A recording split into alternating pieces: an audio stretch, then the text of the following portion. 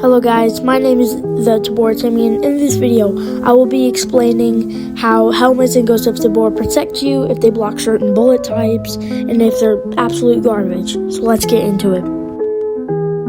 Alright, so up first we have the SPH5 with a protection grade of 1. So it is the worst helmet in the game.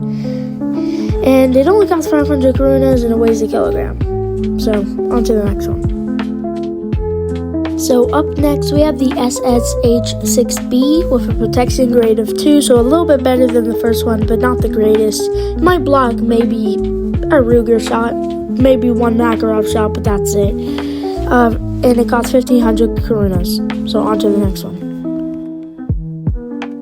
So up next we have the 6B47 helmet with a protection grade of 3, and it is also called the Tier 3 helmet, and it's pretty good for running light kits.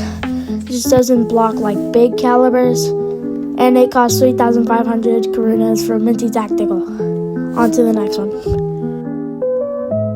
Up next we have the ATE helmet with a protection grade of 3, so it's a really good helmet at this point, and it costs 14,000 karunas for Minty Tactical. On to the next one. Up next we have the C1300, aka the Riot helmet, with a protection grade of 3. It's a really good helmet, and it has an attached Riot shield onto the front of it, and it costs 21,000 karunas. So on to the next one. And the next one is the exact same as the Riot helmet, except it's just in the Samurai version. So on to the next one. Up next we have the Dominator helmet with a protection grade of 4, and yes, it is an absolute dominator, costing 30,000 karunas, but it is worth it because it can block very high calibers. On to the next one.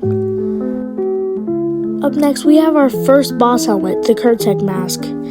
This boss spawns in Missile Silo in one of 2 places, and it has a protection grade of 4, but the downside is your eyes are wide open and the white part of the helmet is not as good as the black part in the back of your head. So it's a kind of mid helmet. So on to the next one. Up next we have the Fish Cultist mask. This is the exact same as the Kurtek mask, and it's a boss helmet, but it's terrible. The back of your head is wide open, your eyes are wide open. But anyways, to get it, you have to go to Island of Tabor night and kill the Fish Cultists. And it weighs 5 kilograms. So on to the next one. Up next, we have the Ronin helmet. This is a really good helmet with a protection grade of 4. And it has a spot for a night vision. Plus, it costs an astonishing 40,000 karunas. But I'd say it's worth it. So on to the next one.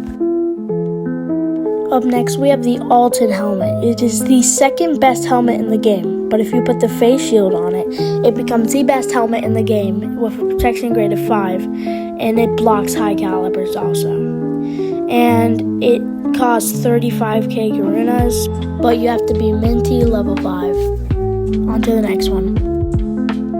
Up next, we have the Mick helmet, aka the Collector helmet with a protection grade of 5. It is the best helmet in the game, without the Alton with a face shield. The Alton with face shield is better than this, but it is still an amazing helmet that drops by the Collector, and it weighs 3.47 kilograms.